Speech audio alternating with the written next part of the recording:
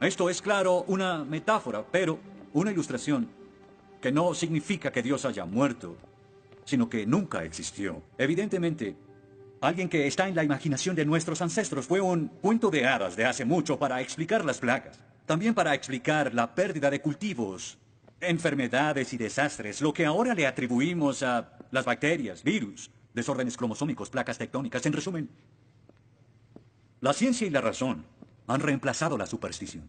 Y somos el resultado de todo eso. Y con su permiso, me gustaría evitar este debate sin sentido y saltar directo a la conclusión que todo estudiante debe saber. No hay Dios. Lo único que necesito de ustedes es que escriban en el papel que les acabo de dar 3 simples palabras. Dios está muerto. Y debajo su firma. Cuando lleguemos a un consenso unánime, que espero que lo tengamos, me ahorraré el tedioso deber de pasar por antiguos y banales argumentos y ustedes pasarán a la sección del curso en la que los estudiantes siempre reciben las notas más bajas del semestre. Y cuando terminen, por favor pasen los papeles a la derecha.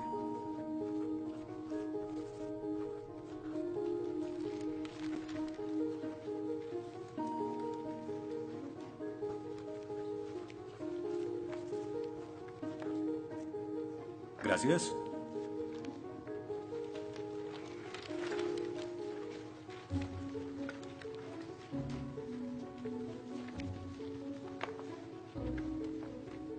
Gracias.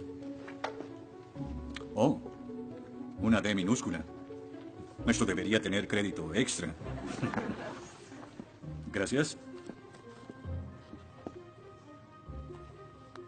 Disculpe, señor... Wheaton. George Wheaton. Señor Wheaton, ¿le pasa algo? No puedo hacer esto. No puedo hacer lo que pide, soy cristiano. No, no se preocupe, aún puede regresar a su dormitorio, arrodillarse y orar al lado de su cama si quiere. Lo que haga con su vida es su problema, pero lo que haga aquí en la clase es el mío.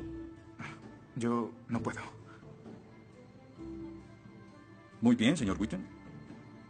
Déjeme explicarle la alternativa. Si no puede admitir que Dios está muerto para el propósito de esta clase, entonces tendrá que defender la antítesis de que Dios no está muerto y será enfrente de la clase, en el atril. Y si falla, que de hecho lo hará, perderá esta sección que equivale al 30% de la nota final de este curso. ¿Lo acepta? ¿Quién decide si gano o pierdo la discusión? Pues yo lo haré. Es mi clase. Yo dirijo. La evaluación es mi privilegio. Con todo respeto, pero no creo que sea objetivo. ¿Y qué es lo que propone? Bien... ¿y qué tal ellos? Bien, es interesante, pero ¿por qué darles el poder a ellos? Ya los convenció. Lo que debo hacer es desconvencerlos, para que admitan su error.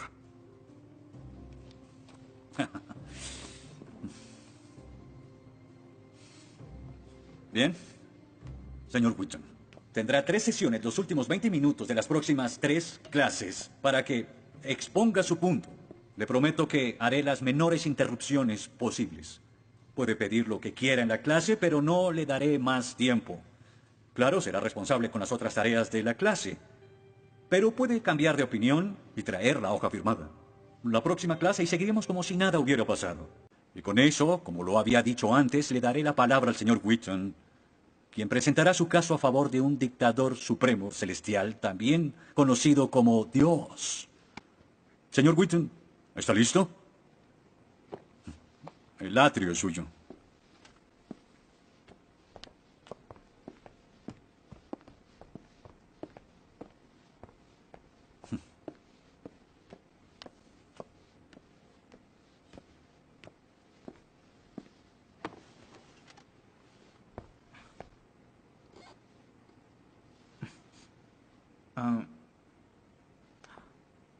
Los ateos dicen que nadie puede probar la existencia de Dios, y tienen razón.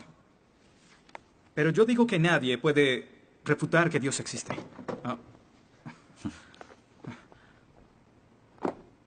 Pero la única forma de debatir este asunto es observando la evidencia disponible. Y es lo que vamos a hacer. Pondremos a Dios en un juicio, con el profesor Radisson como fiscal y yo como el abogado defensor, y ustedes como el jurado. La mayoría de cosmólogos están de acuerdo con que el universo empezó hace 13.7 billones de años en un evento conocido como la Gran Explosión. Ahora, analicemos la descripción del físico ganador del premio Nobel Steven Weinberg de cómo habría sido la Gran Explosión y, ya que él es ateo, podemos estar seguros de que no hay ninguna inclinación religiosa en su descripción. Al principio, hubo una explosión y en 3 minutos, 98% de la materia que hay o habrá se produjo. El universo apareció. Por 2500 años, la mayoría de científicos estuvieron de acuerdo con Aristóteles, con la idea de que el universo siempre ha existido sin inicio o final. Pero la Biblia no está de acuerdo. En 1920, el astrónomo belga Georges Lemaitre, teísta, que de hecho... ¿Qué es un teísta? Un teísta es alguien que cree en la existencia de Dios. Dijo que todo el universo saltó a la existencia en un billonésimo de segundo. De la nada, en un inimaginable destello de luz. Así es como esperaría que el universo respondiera si Dios hubiera dado la instrucción en Génesis 1:3 que exista la luz. En otras palabras, el origen del universo apareció como se esperaría después de leer Génesis y por 2500 años. La Biblia tiene razón y la ciencia está equivocada. Todo apunta a un Dios que lo creó, verán. En el mundo real no se ven cosas que se salgan de la nada, pero los ateos quieren hacer una excepción en esta regla. Específicamente en el universo y... Pero en su libro El espejismo de Dios, Richard Dawkins dice que si me dices que Dios creó el universo, entonces tengo el derecho a preguntar quién creó a Dios. La pregunta de Dawkins solo tiene sentido en términos de un Dios que ha sido creado. No tiene sentido en términos de un Dios no creado. ¿Qué es la clase de Dios en el que creen? Incluso dejando a Dios fuera de la ecuación, tengo el derecho de devolverle la pregunta al señor Dawkins y decir, si el universo te creó, ¿quién creó el universo? Ven, tanto teístas como ateos están agobiados por contestar la misma pregunta de cómo iniciaron las cosas. Lo que espero que entiendan de esto es que no hay que cometer suicidio intelectual para creer en un creador tras la creación, y en la medida que descarten a Dios, se verán obligados a encontrar una increíble explicación de cómo las cosas iniciaron. Me imagino que estás satisfecho con tu presentación. Veo que astutamente evadiste el hecho de que Stephen Hawking, el científico más famoso del mundo y no es teísta, recientemente estuvo a favor de un universo autodiseñado. No lo evadí, Simplemente no lo sabías. Bien, veamos lo que el profesor Hawking, profesor lucasiano de física de Cambridge, quien ahora ocupa la silla usada por Sir Isaac Newton, tiene que decir sobre el origen del universo. Y cito, ya que hay una ley como la gravedad, el universo puede y se creará de la nada.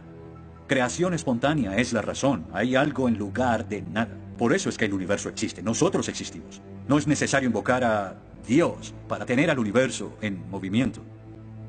Final de la cita. Nunca ibas a mencionar su comentario, pero su opinión se mantiene. ¿Qué respondes?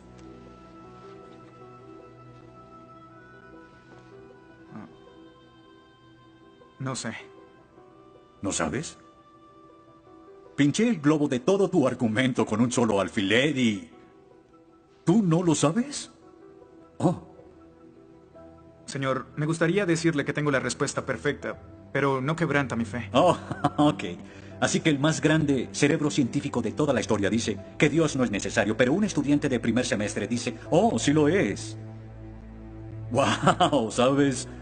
Va a ser una decisión muy difícil. Pues estaré pendiente la próxima semana. Se acabó la clase. Gracias a una ley como la gravedad, el universo puede y se creará de la nada. Y para ser honesto, no sabía cómo refutarlo. Después de todo, es cierto que Hawking es un genio. Pero el profesor John Lennox, quien enseña matemáticas y filosofía, ha demostrado que no hay ni uno, ni dos, sino 3 errores de lógica en esa simple frase y se reduce a un razonamiento circular. Hawking básicamente está diciendo que el universo existe porque necesitaba existir. Y como el universo necesitaba existir, se creó a sí mismo. Es como si les dijera que la carne enlatada es la mejor que haya existido porque en toda la historia no hay comida que sea mejor. Quizá me vean extraño y les digo que nunca he probado nada más. Y tienen razón, lo estoy ratificando. Pero cuando Hawking afirma que el universo se creó a sí mismo porque así debía ser, y luego dice que tiene una explicación de cómo y por qué fue creado, no reconocemos que está haciendo lo mismo. Pero así es. Continuando con Lennox, sandeces se quedan en sandeces, aunque sean dichas por un famoso científico. Y el público asuma que son declaraciones de la Este es ciencia. el tope de la arrogancia. ¿Me estás diciendo que tú, un estudiante, afirma que Stephen Hawking está mal? ¿No? Lo que digo es que John Lennox, profesor de matemáticas y filosofía, encontró que las razones del profesor Hawking son incorrectas. Y si no soporta mi desacuerdo con Hawking, le sugiero que vaya a la página 5 de su libro, en donde insiste en que la filosofía está muerta. Y si está tan seguro de la infalibilidad de Hawking y la filosofía realmente está muerta, entonces no hay necesidad de esta clase.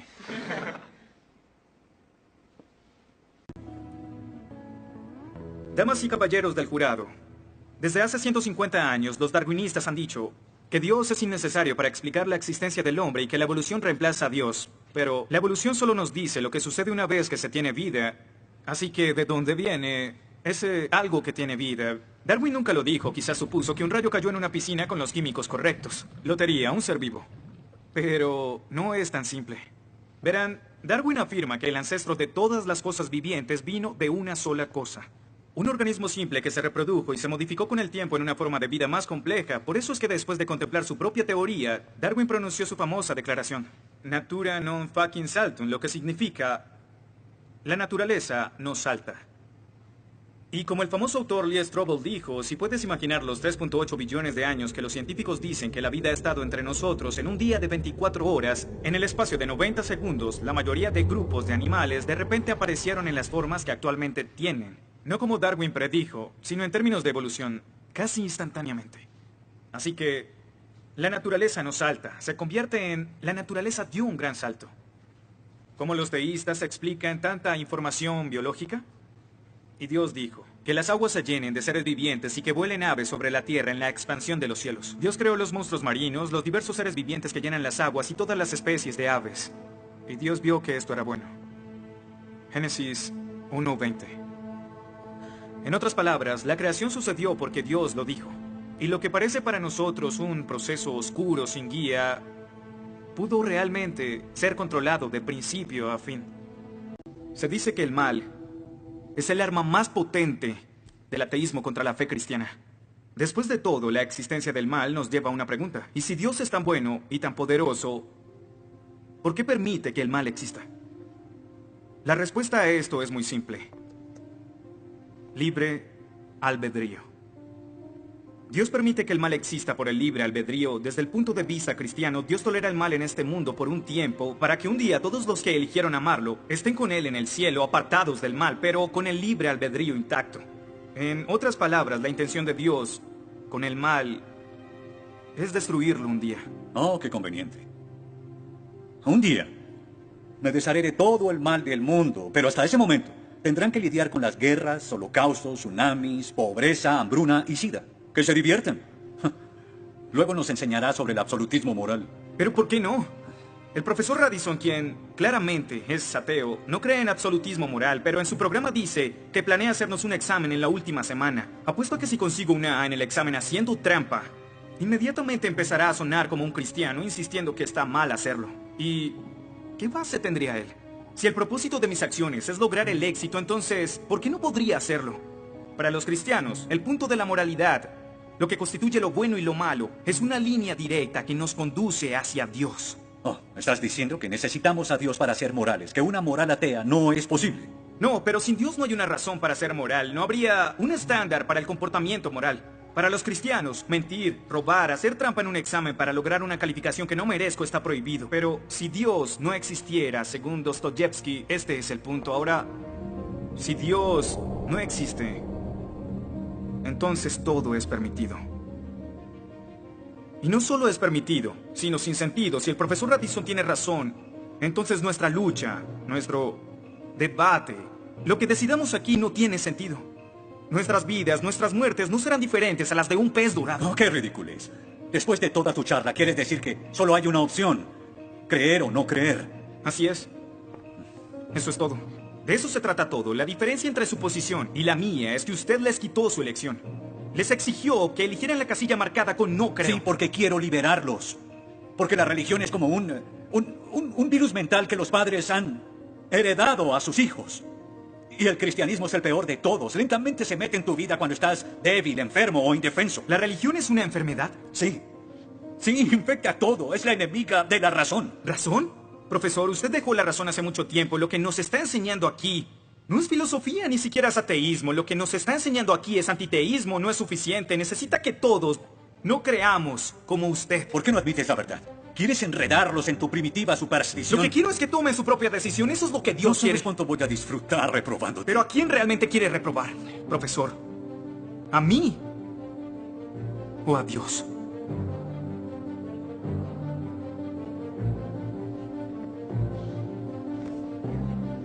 ¿Odia a Dios?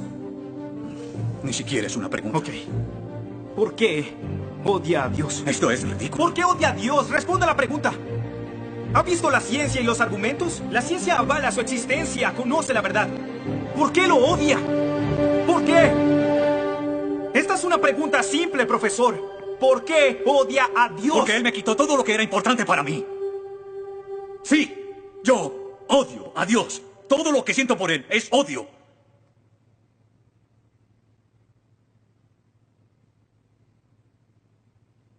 ¿Cómo puede odiar a Dios si no existe?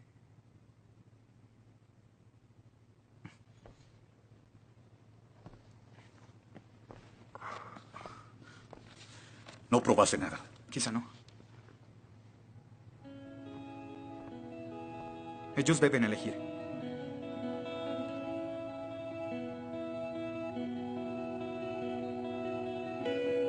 ¿Está Dios muerto?